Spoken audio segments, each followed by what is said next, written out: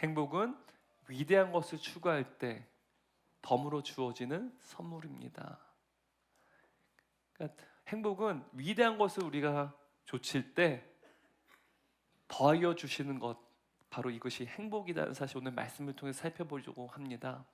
오늘 이 말씀이 조금 어려울 수도 있을 것 같아요. 또 일부 예배 마치고 나서는 괜찮다고 얘기하기도 하는데 저는 좀 어려울 것 같다는 생각이 들어서 결론부터 말씀드릴게요. 네.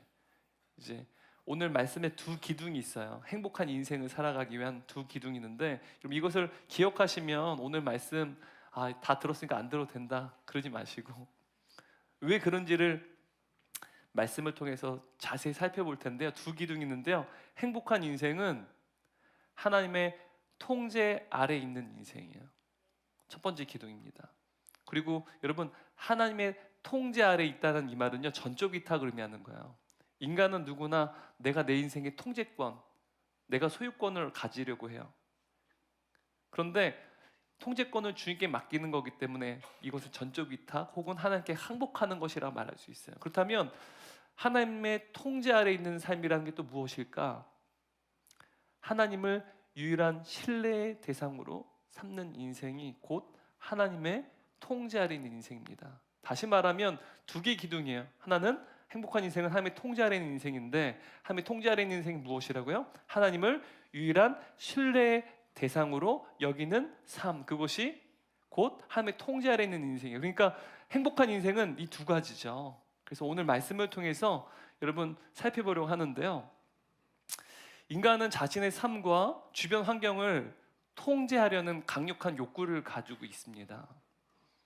그리고 우리는 우리 자신의 힘으로 주변 환경을 통제할 수 있을 때 우리의 내면에는 만족감과 그리고 행복감, 그리고 회복 탄력성이 급격히 높아진다라고 말을 해요. 근데 이와 반대로 우리가 아무것도 통제할 수 없을 때, 여러분, 우리가 아무것도 통제할 수 없다는 이 말은요, 고난에 처해 있다는 뜻이에요. 보통 우리가 성공하려는 이유는 다 통제 가능한 환경을 만들려고 하는 것입니다. 물질적으로, 환경적으로. 이게 성공 아니겠어요? 통제 가능하면 행복해요. 근데 통제 불가능할 때, 아무것도 우리가 통제할 수 없을 때, 이걸 고난이라고 말하는데 우리의 내면에는 불안과 걱정과 스트레스가 급격히 높아집니다. 이에 대해서 하버드 대학교의 심리학 교수인 데니얼 길버트 교수는 그의 책 행복에 걸려 비틀거리다라는 책이 있습니다. 이 책에서 이렇게 말합니다.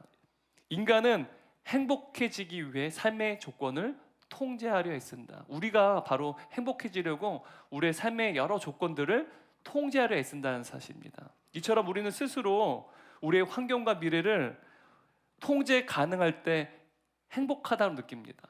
반면에 우리가 통제 불가능할 땐 우리는 불행하다 여긴다는 사실이에요. 인간은 모두가 통제 가능한 환경 속에 처할 때 행복감을 느껴요. 근데 통제 불가능할 때 어떻다고요? 불행을 느낀다는 사실입니다. 아마 여러분도 마찬가지일까 생각합니다. 그런데 오늘 성경은 오히려 우리가 우리의 인생의 통제권을 상실할 때 비로소 행복한 인생을 살 수 있다고 말하고 있어요. 우리의 통제권을 상실할 때, 인생의 통제권 말이죠. 그때 비로소 우리는 행복한 인생을 살 수 있다는 사실을 성경은 이야기하고 있습니다. 여러분 1절 말씀만 같이 보게 되면, 우리 지난주 이미 다 살펴봐서 오늘 더 자세히 살펴보진 않을게요. 1절 말씀 보여주세요. 1절 말씀 보시게 되면, 복 있는 사람, 이 복이란 단어는 행복이라는 단어를 뜻한다고 말씀드렸어요, 지난주에. 그래서 행복 가득한 사람은 이라고 말해야 되는데, 행복 가득한 사람은 에 대해서 이야기하는 게 아니라 그 정반대 불행한 사람들에서 이야기하고 있습니다. 지금 불행한 세 가지 종류의 사람들이 지금 1절 말씀에 복 있는 사람, 행복한 사람 이후에 지금 묘사됐는데 어떤 사람들일까요? 네? 악인들, 죄인들, 오만한 자들, 이 세 가지 종류의 사람들은 행복한 사람과 정반대에 있는 사람들, 그러니까 불행한 사람들이라고 말할 수 있어요. 그리고 이러한 사람들을 또 시편을 보게 되면 어리석은 자들이라고도 말을 해요. 네. 그러니까 어리석은 자들은 불행한 자들이라는 사실을 알 수 있습니다. 여러분, 이들은 공통적으로 하나님을 대적하는 자들이라는 사실을 알 수 있어요. 지난주에 살펴봤죠. 그리고 이들은 바람에 나는 겨와 같아서 이리저리 쭉정이처럼 휩쓸리는 인생이요, 또 겨와 같다는 이 말은 하나님 앞에 절대적으로 무가치한 인생이기에 그의 인생은 어떻게 됩니까? 결국 불행한 삶으로 귀결된다라는 사실을 지난주에 이미 살펴봤습니다. 여러분, 스티브 잡스의 이 평전이 있어요. 굉장히 두껍습니다. 근데 이 책을 월터 아이작슨이라는 사람이 스티브 잡스가 죽기 전에 인터뷰를 통해서 이 평전을 만들었어요. 근데 이 책을 보다 보면 1968년도 7월에 이 미국의 라이프 잡지가 있습니다. 이 미국의 라이프 잡지 표지가 아프리카의 두 어린이가 굶어 죽어가는 그 모습, 이 충격적인 사진을 표지에 실었어요. 그러니까 어린 스티브 잡스가 이 잡지를 보는 중에 표지에서 너무 충격을 받은 거야. 그리고 그 잡지를 가지고 자신이 다니는 교회의 목사님을 찾아갑니다. 그리고 목사님이 질문해요. 목사님, 하나님께서 내가 손가락을 무엇을 필지도 다 아세요? 그러자 목사님이 이야기합니다. 그럼 하나님은 모든 것을 아신단다. 그리고 잡지 표지 사진을 보여줍니다. 충격적인 사진이죠. 목사님, 하나님은 이 아이들이 어떻게 될지도 다 아세요? 그러자 목사님이 이 스티브 잡스에게 말했어요. 스티브, 너가 이해할 수 없다는 거 안단다. 하지만 하나님께서 이 모든 것을 다 아신단다. 그리고 이 작슨의 기록에 따르면 이 이후로 스티브 잡스는 교회를 완전히 떠나버렸다라고 말을 해요. 그리고 다시는 교회로 돌아오지 않았어요. 하나님 품으로 돌아오지 않습니다. 그리고 그는 동양 철학에 심취합니다. 그러니까 선불교라고 하는 것에 죽을 때까지 이 선불교에 이제 심취하게 되는 인생을 살아갑니다. 그리고 그 후에 이 스티브 잡스는 탁월한 이 직관력을 가지고 있어요. 그것을 가지고 수많은 아이폰을 비롯해서요, 맥이든지 또한 아이패드라든지 여러 가지들을 수많은 혁신기기를 만듭니다. 얼마나 그가 만든 작품들이 전 세계에 얼마나 많이 인기가 많은지 모릅니다. 어마어마한, 지금도 가장 비싼 가격에 판매되고 있어요. 한 번에 이 스티브 잡스라는 인물은 혁신의 아이콘이 됐습니다. 어마어마한 인기를 누리게 됐어요. 어마어마한 영향력을 갖추게 됐습니다. 근데 그가 승승장구하던 그때 이 사람이 이제 췌장암에 걸려요. 췌장암 진단을 받습니다. 근데 이 사람은 자신의 몸에 췌장암이 있기 때문에 빨리 수술을 해야 된다는 의사들의 권유를 거절합니다. 거부해요. 칼을 자신의 몸에 대지 못하게 합니다. 스티브 잡스는 나는 식이요법을 통해서 내 몸을 내가 고칠 수 있고 내가 통제할 수 있다고 말을 해요. 그 결과 어떻게 됐냐면 그는 치료를 거부합니다. 그리고 마침내 어떻게 됐을까요? 죽게 되었어요. 그러니까 이 스티브 잡스는 탁월한 직관력을 가지고 있었어요. 그런데 그 직관력을 자신의 전문 분야가 아닌 곳에 사용했어요. 그 결과 어떻게 됐습니까? 그는 자신의 인생을 자신이 통제할 수 있다고 여겼어요. 자신은 자신의 인생의 주인이라고 여겼어요. 그 결과 어떻게 됐어요? 죽음을 맞이하게 됐다는 사실입니다. 여러분, 이렇듯 이 스티브 잡스의 이 모습은 안타깝지만 내가 인생의 주인이고 내가 내 인생을 통제할 수 있다고 믿는 이 세상 사람들, 특히 하나님이 없이 살아가는 사람들의 전형적인 모습을 나타내 보여줍니다. 오늘 성경에서도 시편 1편에 등장하는 불행한 사람들의 모습이 바로 이 인물과 같은 모습이란 사실이야. 내가 인생의 주인이고 내가 얼마든지 통제할 수 있다. 인간은 모두가 행복을 누리기 위해서 모든 것들을 통제 가능한 형태로 만들어 애쓴다는 사실이에요. 근데 통제하지 못할 때 어떻게 됩니까? 불행해진다는 사실이에요. 근데 여러분, 이러한 삶을 살아가는 모든 인생은 성경은 다 불행한 인생이다라고 말한다는 사실이에요. 여러분, 스티브 잡스가 하나님을 떠난 이유가 뭘까요? 어린 시절에 하나님을 떠난 이유. 하나님 모든 것을 알고 계시다는 사실은 이 어린 스티브 잡스가 다 알고 있었어요. 모든 것을 알고 계신데 하나님께서 어떻게 세상에 이러한 불행한 일들이 일어날 수 있냐는 거예요. 그러니까 어린 시절의 스티브 잡스는 하나님께서 모든 것을 알고 계신다는 그 사실, 하나님에 대한 지식은 있었지만 정작 그는 하나님을 알지 못했어요. 여러분, 성경을 오늘 살펴보게 되면 시인은 하나님께서 우리의 모든 것을 아신다라고 말씀하세요. 6절 말씀 함께 읽도록 하겠습니다. 무릇 의인들의 길은 여호와께서 인정하시나 악인들의 길은 망하리로다. 여러분, 제가 이것을 6절 말씀 번역했는데 한번 같이 읽어볼까요? 결국 여호와는 의인들의 길은 아시지만 악인들의 길은 망할 것이다. 여러분, 여기서 의인들의 길은 행복한 인생이라고 번역해도 돼요. 그리고 악인들의 길은 불행한 인생이죠. 여호와는 행복한 인생은 아세요. 그런데 불행한 인생 어떻게 하신대요? 망할 것이다, 심판을 받을 것이다 라고 말한다는 사실이에요. 여러분, 6절 말씀 보게 되면 여호와는 인정하신다. 누구의 길을요? 의인의 길, 행복한 인생을 인정하신대요. 제가 번역을 아신다라고 번역했는 알다라고 하는 단어 번역했는데, 여러분, 이 인정하다는 단어가 히브리어로 야다라는 단어입니다. 알다라는 뜻이에요. 근데 이 알다라고 하는 이 야다의 의미가 굉장히 특별해요. 이 단어는 지식적으로, 경험적으로 알다, 혹은 부부간의 선 관계를 맺다라는 뜻입니다. 그러니까 이 야다라는 단어는 오직 인간관계에서는, 부부관계에서만 사용되는 굉장히 특별한 단어입니다. 그러니까 이 단어는 단지 지식적으로 아는 것을 넘어서서 경험적으로, 그리고 전인격적인 관계 속에서 아는 것을 의미하는 거예요. 마치 부부가 서로를 속속들이 아는 것, 바로 전인격적인 알을 의미하는 것이 바로 이 야다라고 하는 단어입니다. 스티브 잡스가 지식적으로는 하나님을 알았어요. 피상적으로는 알았죠. 하지만 이 야다의 의미를 알지 못했다는 사실이에요. 여러분, 인생을 주관하시고 그리고 우리의 역사를 주관하신 분이 하나님이라는 사실을 여러분 아시죠? 여러분 아세요? 여러분, 우리의 인생의 주인이시고 모든 인류의 역사를 주관하신 분이 바로 하나님이라는 사실을 아는 것, 바로 그것과 하나님께서 나를 얼마나 사랑하시는지, 하나님께서 나를 너무 사랑하셔서 그분의 아들을 희생시킬 정도로 나를 사랑하셨다는 것을, 우리의 전마음으로 하나님을 아는 것은 완전히 다른 것이라는 사실이에요. 다시 말하면 하나님에 대해서 피상적인 지식과 피상적인 암과 하나님께서 나를 얼마나 사랑한지를 전마음으로 아는 경험적인 삶은 완전히 다르다는 사실이에요.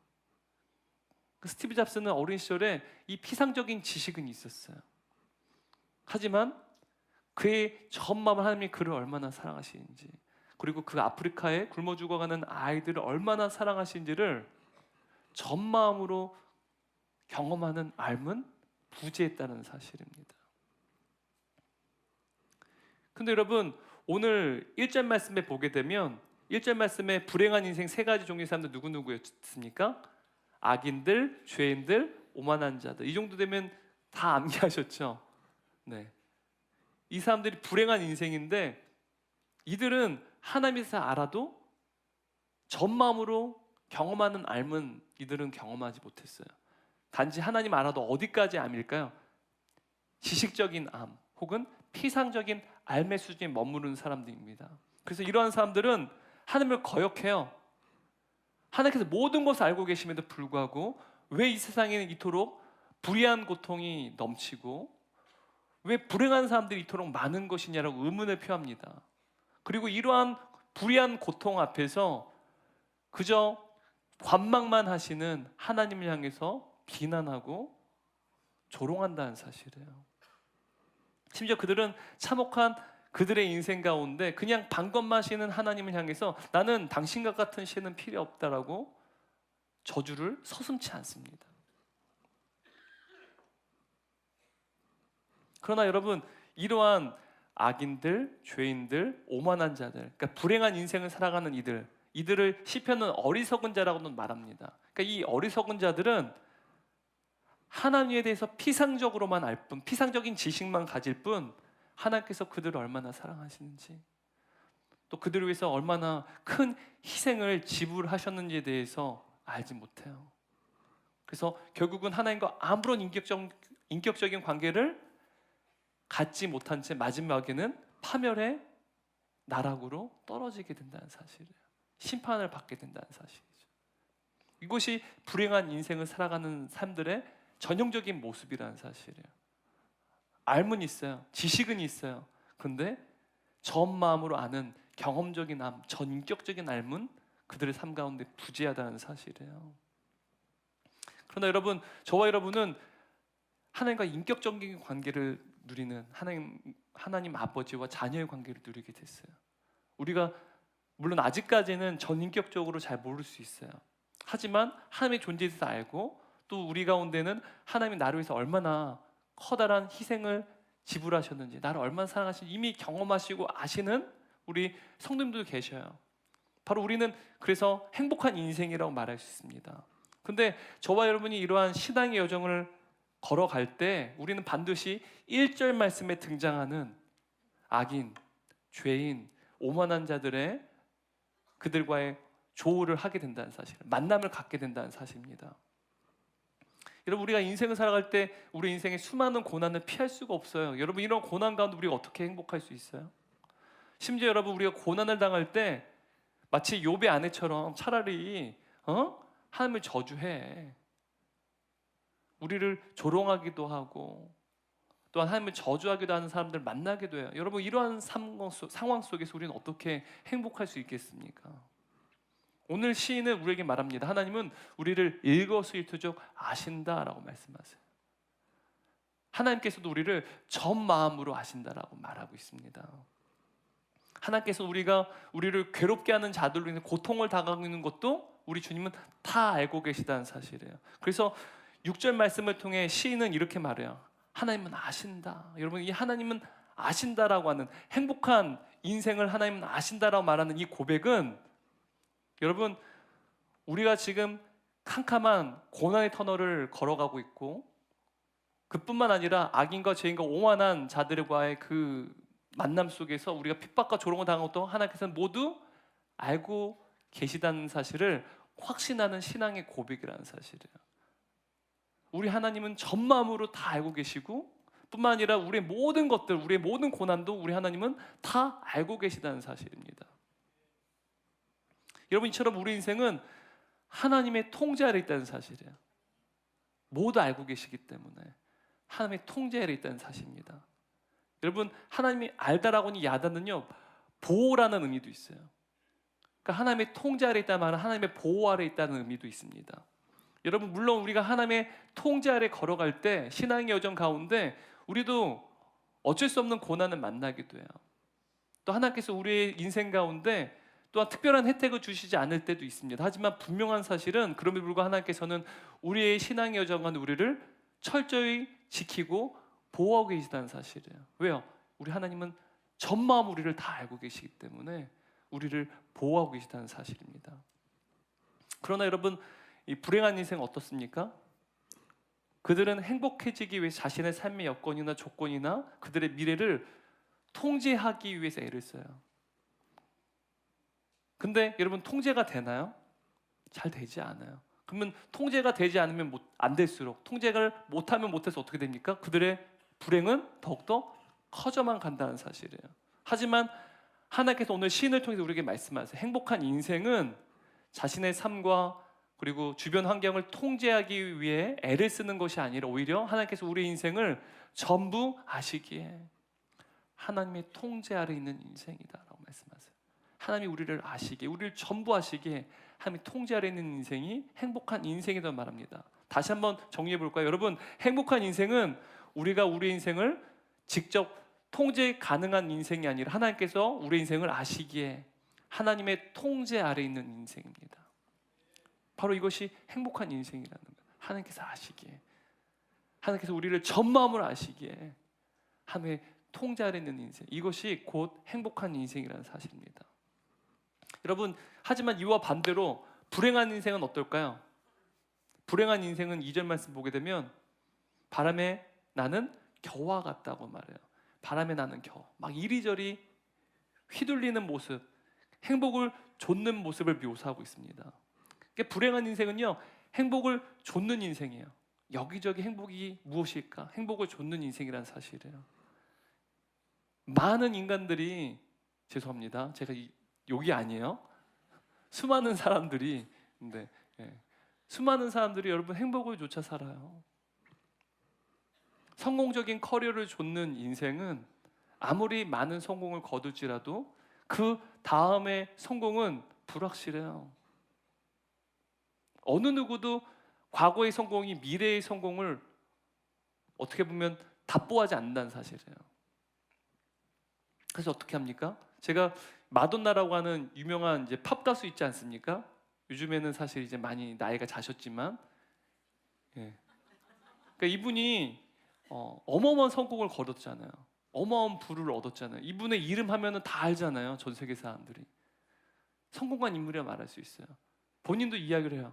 자신은 많은 성공을 거뒀대요. 그런데 언제나 성공을 거두면 또 다른 더 큰 성공을 증명해야 하는 인생이었다라고 고백해요. 여러분 그 인생 행복했을까요? 성공했어요. 근데 앞으로의 또 성공은 불확실해요. 여러분 이러한 인생도 행복하지 않아요.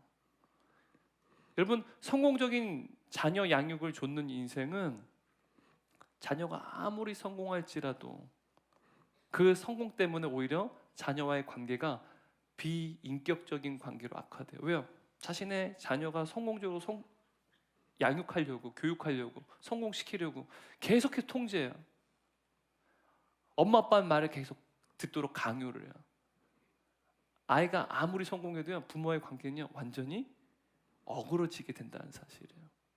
그리고 여러분 행복한 결혼 생활을 좇는 인생은 이 세상의 수많은 가정들처럼 여러분 어느 부부도 나는 불행하려고 결혼했다는 사람 없어요. 다 결혼할 때 행복하려고 결혼합니다. 다 행복을 좇아서 결혼해요. 그런데 행복을 좇는 부부는 어떻게 될까요? 이 세상에 오늘날 우리나라만 봐도 여러분 우리나라가 이혼율 세계 1위라고 말하잖아요. 다들 결혼을 통해서 행복을 좇았어요. 근데 어떻게 됩니까? 이혼이라고 하는 비극적인 결말을 맺게 된 이유가 무엇입니까? 행복을 좇았기 때문이에요. 행복을 좇은 결혼 생활은 마침내는 이혼이라는 불행으로 또 결과를 맺게 된다는 사실이에요. 왜냐하면 여러분 이런 인생은 하나님이 아니라 행복을 줬기 때문이에요. 행복이 곧 우상이기 때문이라는 사실이에요. 그러나 여러분 하나님의 통제 아래에 있는 행복한 인생은 결코 행복을 줬지 않습니다. 행복을 줬지 않아요. 오늘 설교 제목이 그렇지 않습니까? 위대한 것을 통해서 덤으로 주어지는 게 바로 행복이에요. 행복을 줬는 인생이 아니라는 사실이에요. 여러분 예수님께서는 상상 설교를 통해서 행복에 대해서 이렇게 말씀하세요. 마태복음 5장 10절 말씀 읽겠습니다. 의를 위하여 박해를 받은 자는 복이 있나니 천국이 그들의 것임이라. 여러분 여기서 복이 있나니라고 하는 복이 있나니 이 뜻도요 헬라어로 마카리오스라는 뜻인데 행복 가득한이라는 뜻을 가지고 있어요. 그래서 이렇게도 번역할 수 있어요. 행복하여라 의를 위하여 박해를 받는 자들이여 하늘나라가 그들의 것이다. 여러분 왜 행복하라는 거예요? 의를 위해 박해를 당하는데 어떻게 행복할 수가 있어요? 근데 예수님께서 왜 너희는 행복할 수 있다고 말씀하세요? 하늘나라가 너의 것이다 라고 지금 말씀하세요. 여러분 지난번에 제가 설교 시간에 하늘은 하나님의 나라에 설교한 적 있지 않습니까? 여러분 하늘은 무엇을 뜻해요? 하나님, 나라는요 통치, 왕권, 통제를 뜻해요. 주권 이렇게 뜻합니다. 그러니까 하나님의 통치, 하나님의 통제를 의미하는 거예요. 하나님의 다스림 말하는 거예요. 의를 위해 박해를 당할 하나님의 다스림 가운데 있으면 행복하다라는 거예요. 그리고 여러분 마태복음 6장 31절 33절 말씀 함께 읽도록 하겠습니다.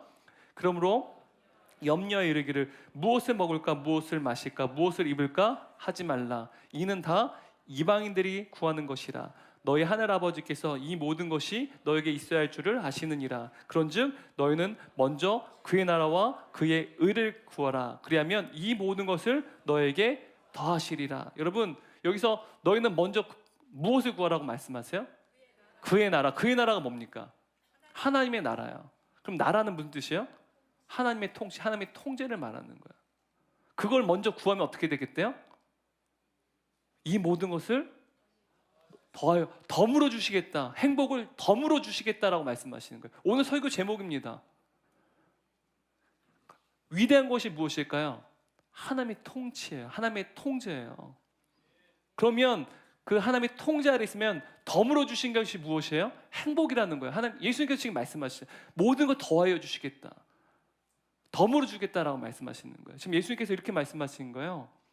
행복을 줬고 행복에서 위해 살면 결코 행복을 얻지 못할 것이다. 또한 예수님께서 말씀하세요. 행복을 줬고 행복을 위해 사는 것은 이방인들이 구하는 것이다. 무엇을 먹을까, 무엇을 마실까, 무엇을 입을까 하지 말래요. 여러분, 이게 다 행복을 위한 것 아닙니까? 먹는 것 얼마나 행복해요. 입는 것도 얼마나 행복해요. 다 그렇게 다 우리 행복을 주는 것들 아닙니까? 근데 그거 구하지 말래요. 다 무엇이라고 말합니까? 이방인들이 구하는 것이래요. 이방인이 구하는 것이란 말은 불행한 인생들이 구하는 것, 불행한 인생이 좇는 것이다 라고 지금 예수께서 말씀하시는 거예요. 바로 불행한 자들의 삶의 방식이다 라고 말씀하세요. 이어서 예수님께서 뭐라고 말씀하십니까? 먼저 그의 나라와 그의 의를 구하면 이 모든 것을 더하여 주실 것이다. 덤으로 주실 것이다. 여러분, 행복이 무엇으로 어떻게 주어지는 거예요? 덤으로 주어지는 거예요. 위대한 것을 우리가 좇을 때, 바로 하나님의 통치, 하나님의 통제 안에 있을 때 우리는 하나님께서 우리에게 더하여 주시는 행복을 누리게 된다는 사실이에요. 예수님께서 우리에게 말씀하시는 바를 의역하면 이런 뜻이에요. 제가 읽어드릴게요. 너희는 행복 그 자체를 목적으로 삼아서는 안 된다. 행복은 언제나 간접적 결과일 뿐이다. 행복은 언제나 그보다 무한히 더 큰 다른 것의 부산물이다. 여러분, 여기서 무한히 더 큰 것이 무엇입니까? 앞에서 말씀드렸듯이 하나님의 나라, 하나님의 통치, 하나님의 통제 아래 거하는 삶이라는 사실이에요. 근데 여러분, 하나님께서 우리의 인생을 아셔요. 그래서 우리는 하나님의 통제 아래 기꺼이 거할 수 있습니다. 하나님 우리 전부를 다 아세요. 우리를 위해서 자신의 단 하나뿐인 아들을 희생해까지 우리를 사랑하시는 아버지라는 사실, 우리가 그걸 또 알아요. 그래서 우리는 기꺼이 자발적으로 주님의 통제 아래 거할 수 있어요. 우리는 통제권 상실은 불행해진다고 믿어요. 그런데 그럼에도 불구하고 전적 위탁, 하나님께 항복하고 우리의 통제권을 다 기꺼이 상실하는 건 하나님이 우리의 모든 인생을 아시기 때문에 우리는 주님의 통제 아래 거할 수 있다는 사실입니다. 그렇다면 여러분, 하나님이 우리의 모든 것을 아시기 때문에 하나님의 통제 아래 거하는 삶은 무엇을 의미하는 걸까요? 구체적으로 어떻게 하는 삶이 하나님의 통제 아래 거하는 삶일까요? 여러분, 이를 통해서 우리가 전적 위탁이라는 게 어떤 의미인지 더 명확하게 알 수 있는데요, 그 힌트를 1절 말씀을 통해서 알 수 있습니다. 1절 말씀 읽겠습니다. 복 있는 사람은, 행복한 사람은 악인들의 꾀를 따르지 아니하며 죄인들의 길에 서지 아니하며 오만한 자들의 자리에 앉지 아니하고. 여러분, 지금 행복한 사람에 대해 이야기하고 있는데 지금 불행한 사람에 대해서도 이야기하고 있어요. 근데 여러분, 이 불행한 사람에 대해서 묘사하는 내용을 자세히 읽어보게 되면 하나님의 통제 아래 사는 삶이 무엇인지에 대해서 우리는 이해할 수가 있습니다. 추론할 수 있는데요, 여러분, 행복한 사람, 하나님의 통제 아래 있는 행복한 인생은 누구의 꾀를 좇지 않는다라고 말합니까? 악인의 꾀를 좇지 않는다는 말이에요. 여러분, 여기서 이 꾀라고 하는 이 단어는 자문, 조언, 계획이라는 단어의 뜻을 갖고 있습니다. 그러니까 악인들이 세우는 모략 혹은 악인들이 세우는 계획이라고 말할 수 있어요. 근데 여러분, 악인들이 세우는 모략, 악인들이 세우는 계획은 무엇일까요? 이 모든 것들이 하나님을 거역하는 일이에요. 여러분, 악인, 죄인, 오만한 자들은 다 하나님을 거역하는 자들이겠잖아요. 이들의 모든 생각과 행동은 다 하나님을 거역하는 거예요. 그리고 하나님 없이 행복한 삶을 살아가는 것이 바로 이들의 계획이라는 사실이에요. 모든 플랜이에요. 여러분, 세상 사람들은 하나님이 없는 삶은 하나님 없이 행복을 누리는 삶을 살아가려고 해요. 이게 그들의 인생 계획이고 플랜입니다. 그리고 이 꾀라고 하는 것은 죄인인 인간의 지성에 대한 표현이에요. 지성이죠, 꾀. 제가 잘 설명하고 있나요? 네. 죄인인 인간의 지성으로부터 나온 거예요. 하나님이 없는 인생 계획표 말이죠. 근데 여러분, 이 1절 말씀 보게 되면 세 가지 동사가 또 주목되는데 1절 말씀 다시 한번 보여주시겠어요? 악인들의 꾀를 따르지 아니하며, 여기 따르다라는 이 단어가 원래는 히브리어 보면 걷다라는 단어예요. 걷다. 여러분, 세 가지 동사가 뭐 딱딱 보여요? 하나는 걷다, 서다, 앉다. 다시 한번, 걷다, 서다, 앉다. 여러분, 이 세 가지 단어가 지금 보이세요? 네, 동사가 다 동사예요. 걷다, 서다, 앉다. 근데 여러분 이 세 가지 동사는 다 행동에 대한 표현입니다. 그러니까 꾀는 지성에 대한 표현이라면, 그러니까 죄인인 인간의 지성에 대한 표현이라면, 이 걷다, 서다, 앉다는 죄인인 인간의 행동에 대한 표현이라고 말할 수 있어요. 다 이게 불행한 삶과 관련되어 있는 것이죠. 근데 여러분 이 세 개의 동사 걷다, 서다, 앉다를 자세히 살펴보면 동작 상태가 점점 어떻게 됩니까? 정적인 상태로 변하고 있어요. 걷고 있다가 서다가 갑자기 이제 앉아요. 그러니까 이 말은 걷다가 이제 서게 되고 마침내 앉게 되는 모습이 곧 삶의 방식이 점점 굳어지고 있는 상태, 고착화되고 있는 모습을 묘사하고 있다는 사실이에요. 제가 묵상하다 보니까 이러한 뉘앙스를 제가 발견하게 됐어요. 여러분 이 1절 말씀은 머릿속에 담아보세요. 한번. 악인들의 길이에요. 행복한 사람이 이 악인들의 꾀를 따르지 않는데, 여러분 행복한 사람이 만일 악인들의 꾀를 따른다고 한번 가정해 보세요. 걷고 있어요. 악인들의 꾀를 쫓아서 걷고 있어요. 그러다가 섰어요. 그리고 그 자리에 이제는 앉게 되었어요. 제가 이것을 묵상했거든요. 근데 여러분 한번 가정해 보세요. 어떤 한 사람이 하나님을 믿습니다. 하나님을 신뢰해요. 하나님 믿습니다. 그리고 신앙생활을 하고 있어요. 하나님 믿고 신앙생활을 하고 있습니다. 근데 이 사람이 세상 가운데 살아갈 때 악인들의 꾀를 들어요. 하나님 없이 살아가는 행복한 삶에 대해서 이야기를 많이 듣는 거예요. 직장에서 직장 동료들을 통해서 듣고요. 또 내가 존경하는 멘토를 통해서도 듣고요. 뿐만 아니라 여러 가지 내가 읽는 자기개발 서적을 통해서도 내가 보고 듣는다라는 사실이에요. 나는 분명 하나님 믿어요. 나는 분명 하나님 신뢰합니다. 그런데 어느새 그냥 직장을 살다 보니, 세상 가운데 살다 보니 악인들의 삶의 방식을 따라 걷는 거예요.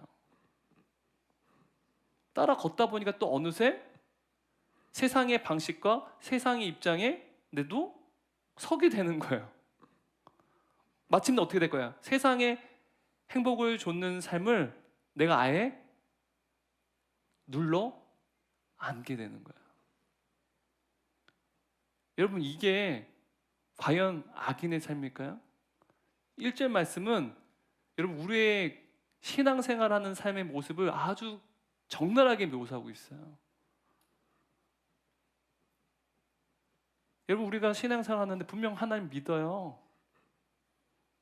근데 여러분 내가 불행하다고 느낀다면 여러분이 지금 여러분의 생각, 여러분의 행동을 여러분 스스로 한번 잘 살펴보세요.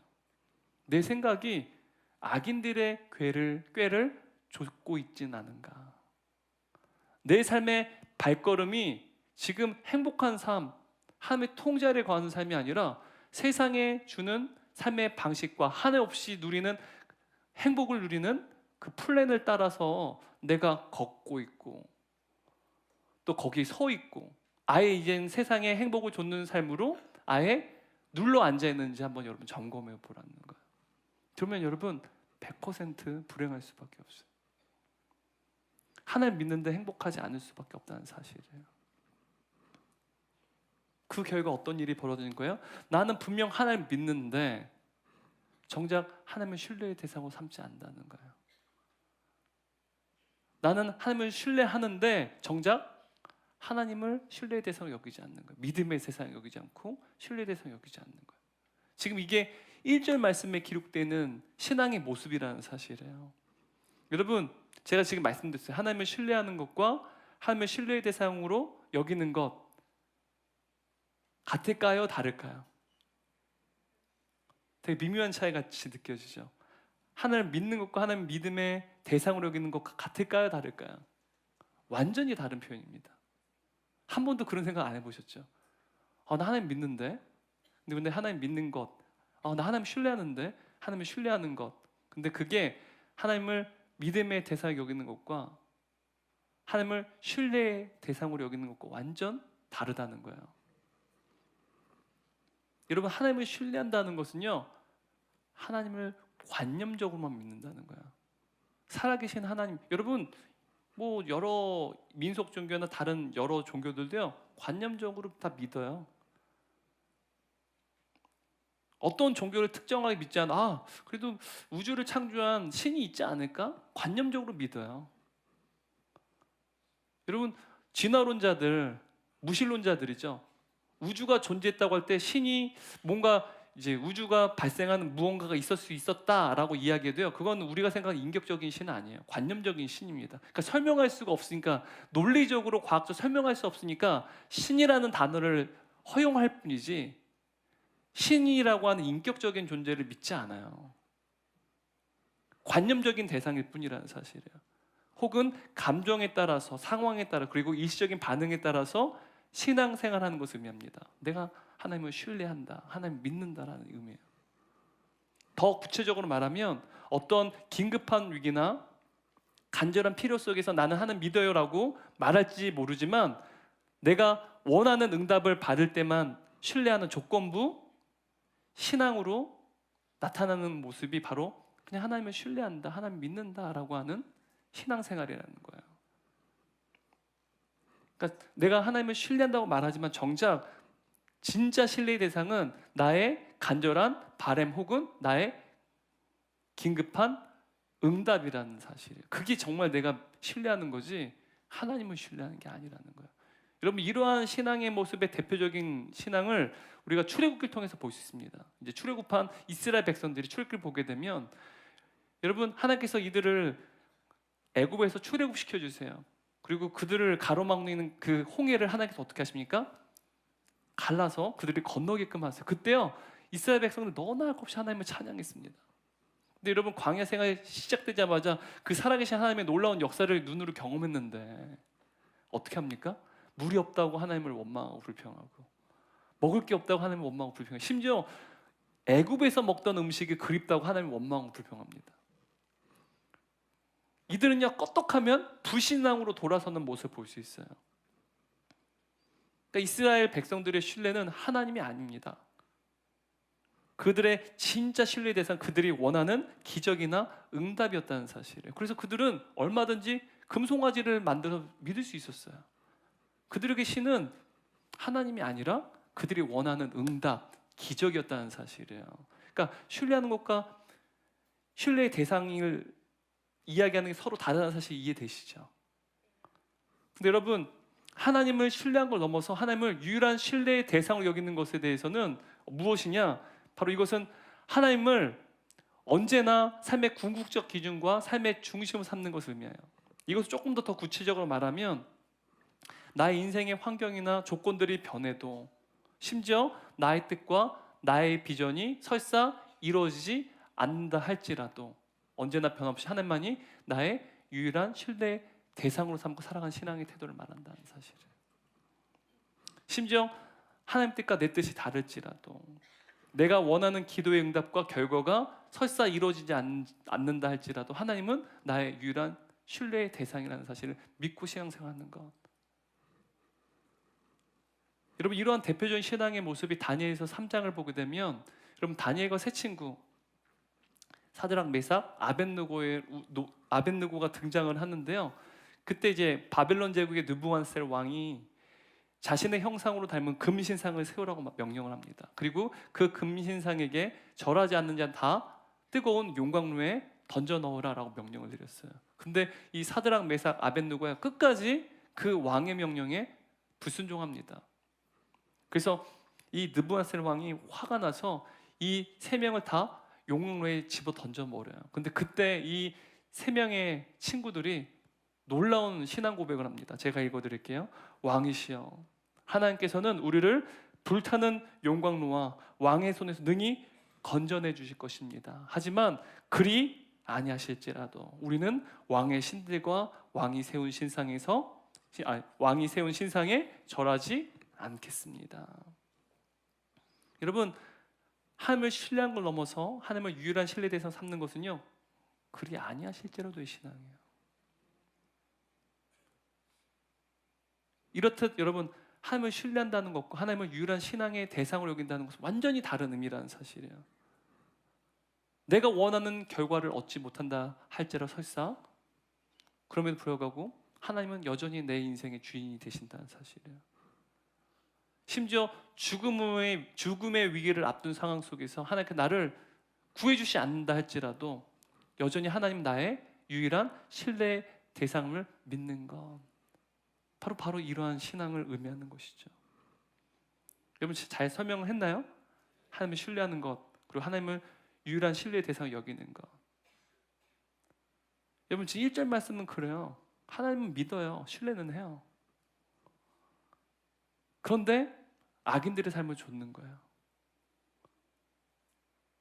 여러분 하나님의 통제에 있는 사람은요, 곧 유일한 신앙의 대상, 유일한 신뢰의 대상이 누굽니까? 하나님이에요. 그냥 하나님을 단순히 신뢰하고 믿는 것에 머무는 게 아니라 그걸 넘어서서 하나님의 통제 아래 거한다. 전적 위탁을 한다. 하나님께 항복한다. 내가 내 모든 인생의 통제가 하나님께 맡긴다라는 의미는 오직 할 만한 유일한 신앙의 대상을 여기는 거예요. 그리 아니하실 줄 신앙이라는 사실.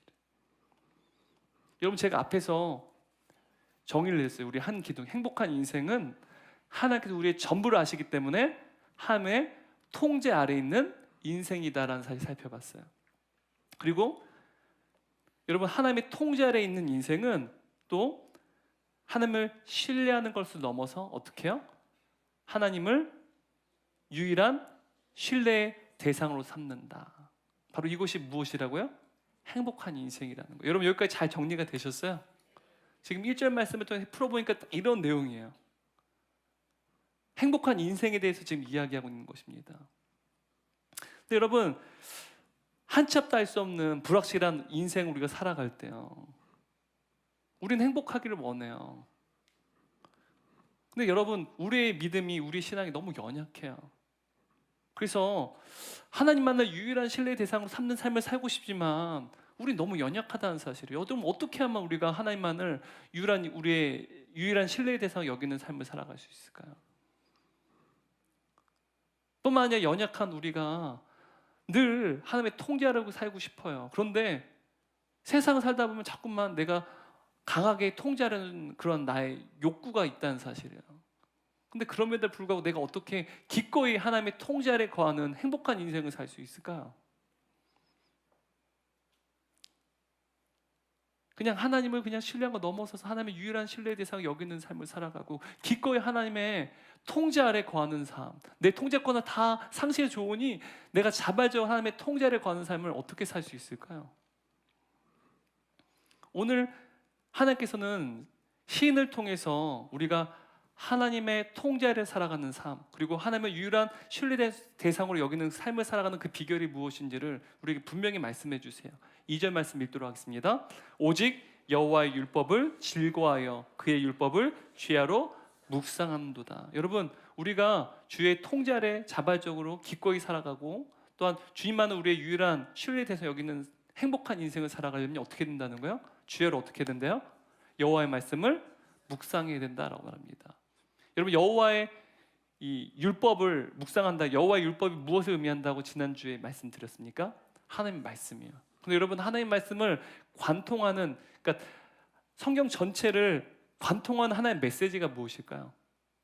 하나님 말씀에 관통한 메시지, 예수 그리스도 복음입니다. 복음이 뭐예요? 하나님께서 우리를 너무 사랑하셔서 그분의 아들 예수님이 이 땅에 보내셨어요.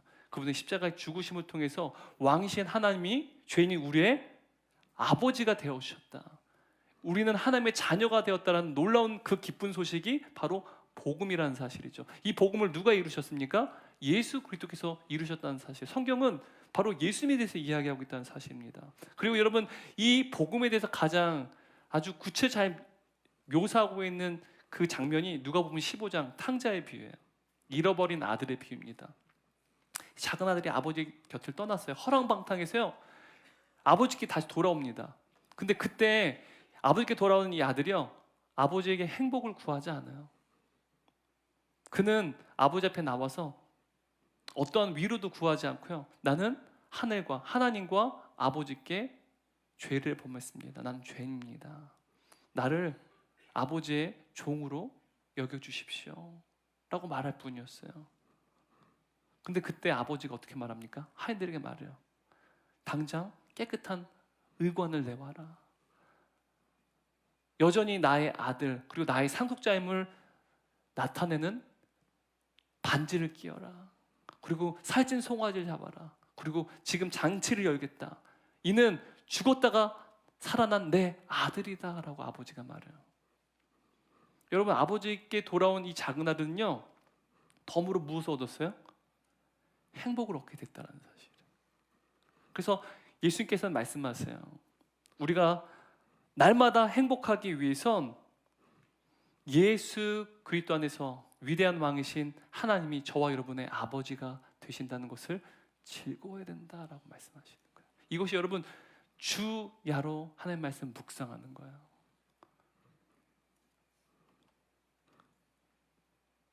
여러분, 내가 기꺼이 하나님의 통제 아래 거하는 삶을 살아가기 힘들 때, 세상에 여러 가지 이야기를 들을 때마다 오직 하나님만을 나의 신뢰의 대상을 여기지 못할 때, 여러분 그때 어떻게 해야 돼요? 예수 그리스도께서 나에게 행하신 놀라운 십자가의 은혜, 바로 예수 그리스도를 말미암아 왕신 하나님이 죄인인 나를 자녀로 삼아주시고 하나님을 아버지라고 부르게 된 것을 즐거워하는 것, 그것이 여러분 우리가 날마다 하나님의 통제 아래 거하는 삶뿐만 아니라 하나님을 우리의 신뢰의 유일한 대상으로 삼는 삶을 살아가는 유일한 비결이라는 사실이에요. 결론입니다. 여러분, 행복한 인생은 하나님께서 우리의 인생을 아시기에 하나님의 통제 아래 있는 인생입니다.